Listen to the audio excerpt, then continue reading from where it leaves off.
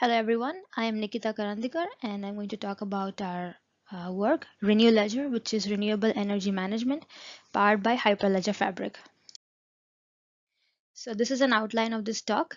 We are going to start with an introduction, explaining the broad context.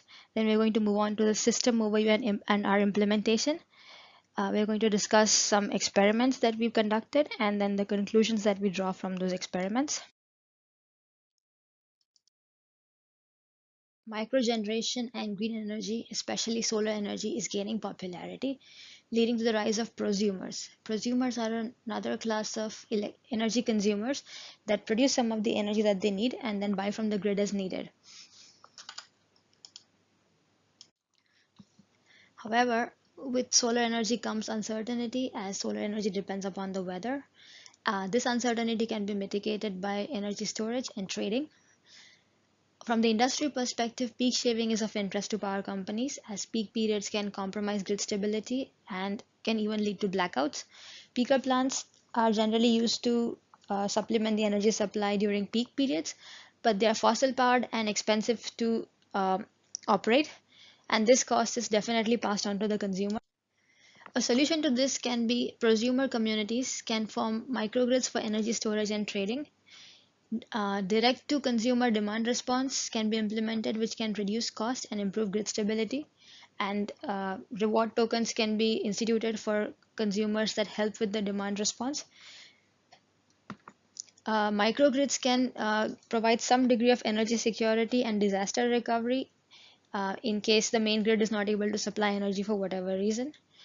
Also, microgeneration of energy can lead to cost savings and some revenue by selling the energy, which can enrich the prosumer. In order to serve our purpose, the transactive microgrid platform that we propose must offer various features.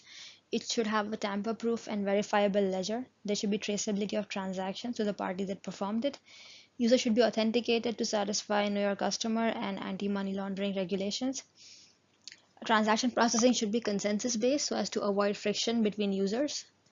Access privileges in the business network must be clearly defined, so it must be clear which nodes are allowed to add new nodes into the network, which nodes can only read the transactions, and which nodes can propose new transactions, etc. Business logic must be implemented in order to automate some transactions. Decentralization will also help empower the prosumers. So we chose Hyperledger Fabric for our implementation. It fulfills all the requirements that we talked about, and it also has certain other interesting features. It's a popular permission blockchain platform supported by Linux Foundation and maintained by over 200 developers. It is open source, enterprise grade, and free to use.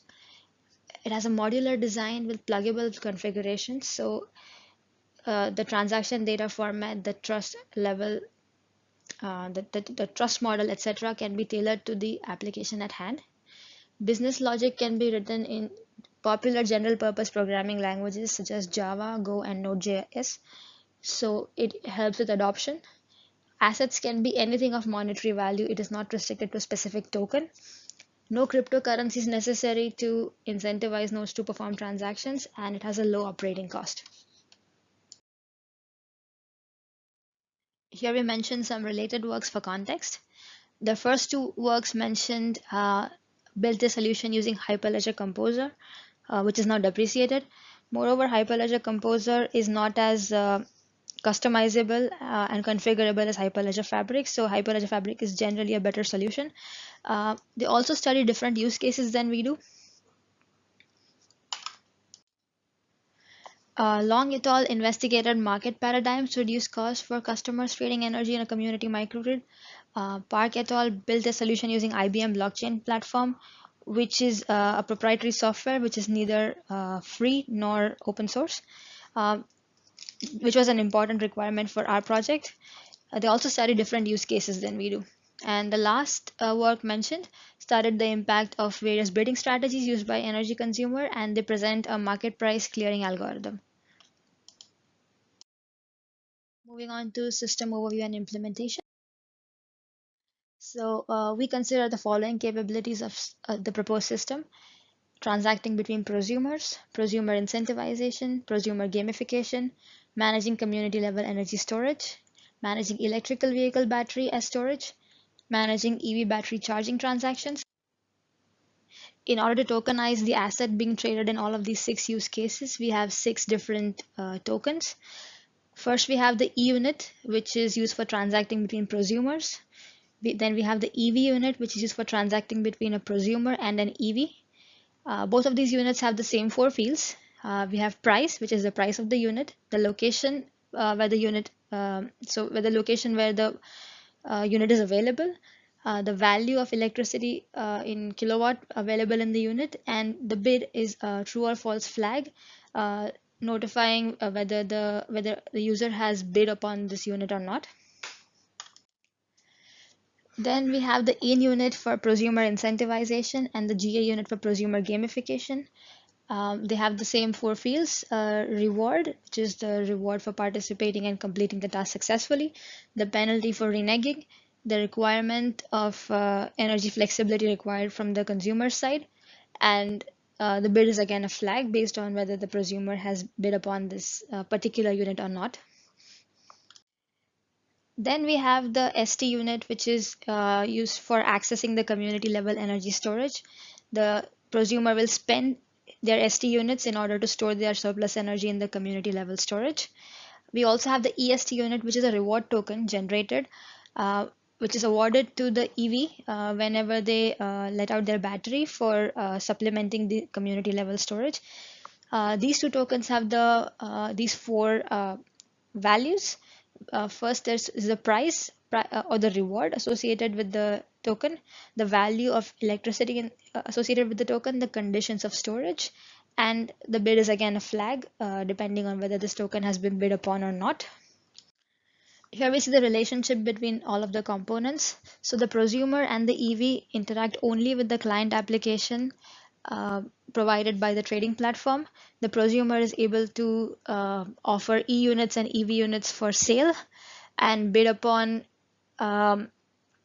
in-unit and GA unit for incentivization and gamification respectively.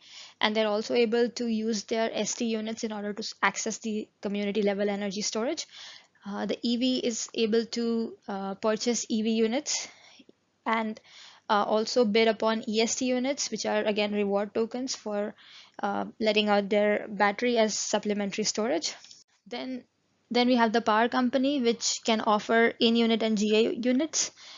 And then we have the storage as a service provider, which can offer ST unit and EST unit reward tokens. Moving on to the architecture of our implementation, we have 3 organizations, each mapping to the 3 main components of our system. The first is the trading platform, the second is the power company, and the third is the storage provider. And each of these organizations has 2 peers for redundancy. Each of these organizations also has a client. The trading platform client is used by the traders to transact energy units, participate in the demand response and earn the rewards, and for storing the energy. The power company uses its client to post demand response tasks and to process the rewards, and the storage provider organization processes storage requests and rewards using its client. We have another organization called the orderer organization, which has the ordering service nodes in the Hyperledger Fabric network. The responsibility of the ordering service nodes is to put all the transactions in the correct order and to create blocks of transactions. And the ordering service nodes are part of the order organization, which is administered by certificate authorities from all other organizations. A certificate authority is present in each organization, which issues identity certificates to member components, which components can use to identify each other, and the identity determines the user's access level within the channel and to channel resources such as the ledger. A chain code can have many smart contracts that cover the governance rules and trading relationships for different interactions between the transacting parties. The chain code must be installed and instantiated on the channel before it is called. When specifying a chain code in the common connection profile, we must specify target peers on which this chain code will be installed. So for instance, when a transaction occurs between 2 prosumers, only the trading platform is involved. So only the trading platform will have the chain code installed and will be approached for endorsement. We now move on to the experiments that we conducted to performance benchmark our implementation. So, as mentioned before, our implementation has three organizations. We have used an endorsement policy of having one member of each organization to endorse each transaction. The consensus mechanism we have used is Raft with three auditing service nodes. Raft is the default and recommended consensus mechanism for Hyperledger Fabric. We conduct two types of operations on our system and measure the throughput and latency metrics. So the first is the read operation. We start with a send rate of 25 transactions per second, doubling in each stage and reaching 400 transactions per second. For each data point shown later, the total number of transactions performed are 1000 for the read operation, and they're averaged out after removing the outliers. For the write operation, we start with a send rate of 5 transactions per second, going up to 80 transactions per second, and we perform 500 transactions for each data point shown. Here we see the transaction flow for transactions involving one organization. That would be E-unit and EV unit transactions. So this only involves the trading platform organization. The transaction flow starts when the user submits the transaction request using the client for the trading platform. The peer which receives the transaction request verifies that the transaction originated from a user authorized to request this transaction, verifies the signature, and it also verifies that this transaction is well formed and not duplicate. The peer then executes this transaction against the world state and generates a read-write set and an endorsement for this proposal, and then sends it back to the client. If the transaction requested is a read transaction, then the client merely examines the dataset generated by the peer. Otherwise, the transaction is sent to the orderer from the client along with all the endorsements for ordering into blocks of transactions and for delivery to the peers. The peers, upon getting the transaction blocks from the orderer, verify the transactions that they have not changed since they were created and that the endorsement policy was met, and then commit the blocks to the ledger and the world state. Then also an event is generated to let the client know that the transaction was successfully. Here we see the performance of transactions involving one organization, in our case E-unit and EV unit. So for the read operation, the throughput increased with the increase in send rate, but the value stayed close to the send rate and the latency stayed under 1 second. For the write operation, the throughput and latency both increased with increase in send rate. However, the throughput was lower and the latency was higher than was seen for read. Now look at the transaction flow for in-unit and GA unit. The transactions involving these tokens involve the trading company and now also the power company. So a user from the power company will offer reward tokens for demand response. The user will bid upon these tokens. For all the transactions, both the organizations must endorse each transaction and both clients must be authenticated by the CAs from each organization. When the user bids upon the token, the power company will then monitor compliance, and if everything goes well, then the user will earn tokens as reward for tasks completed successfully. The performance of read and write for two organizations. For read, the latency again stayed under 1 second, but the latency was higher than the corresponding one organization. The throughput increased with increase in send rate, and the value was still close to the send rate. For the write operation, on the other hand, latency rose sharply with the send rate from 1.44 seconds to 3.03 seconds at a send rate of 40 TPS. The throughput increased with increase in send rate, but was lower than that was for read, and the latency was higher and the throughput was lower than the corresponding one organization configuration. Transaction flow for ST unit and EST unit. Here, three organizations are involved: the trading platform, the power company, and the storage provider. The prosumer will spend the ST units to store the energy, and the EV will earn the EST units for providing the storage capacity. The storage provider subsumes the EV battery and abstracts this detail from the user, so the user will not know whether the energy has been stored in the EV or in the community level storage. The power company is a part of this transaction as they can use the ledger data in their demand response calculations. Here we see the performance for read for three organizations. Here, throughput was slightly lower than send rate, but still very close, and the latency stayed under 1 second. For write operation, the latency increased sharply with increase in send rate from 2 seconds at 20 TPS to over 4 seconds at 40 TPS, and the throughput, while still increasing with the send rate, begins to level off. This configuration had the poorest performance for all the configurations we have measured.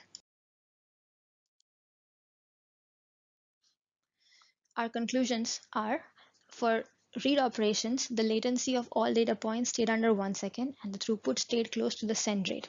For write operations, the latency rose with increase in number of organizations from under 2 seconds for one org to 4.5 seconds for a 3 org configuration, for send rates up to 80 TPS, and the throughput decreased from almost 70 TPS in one org to under 40 TPS for 3 org for an 80 TPS send rate. So in general, we observed that performance degrades with increase in organizations for both read and write. However, this effect of increase in number of organizations was greater for write as compared to read. Moreover, our implementation was able to support 400 simultaneous users for read and 80 for write with a low latency even in the worst. Here are some references. That is the end of our presentation. Thank you for listening.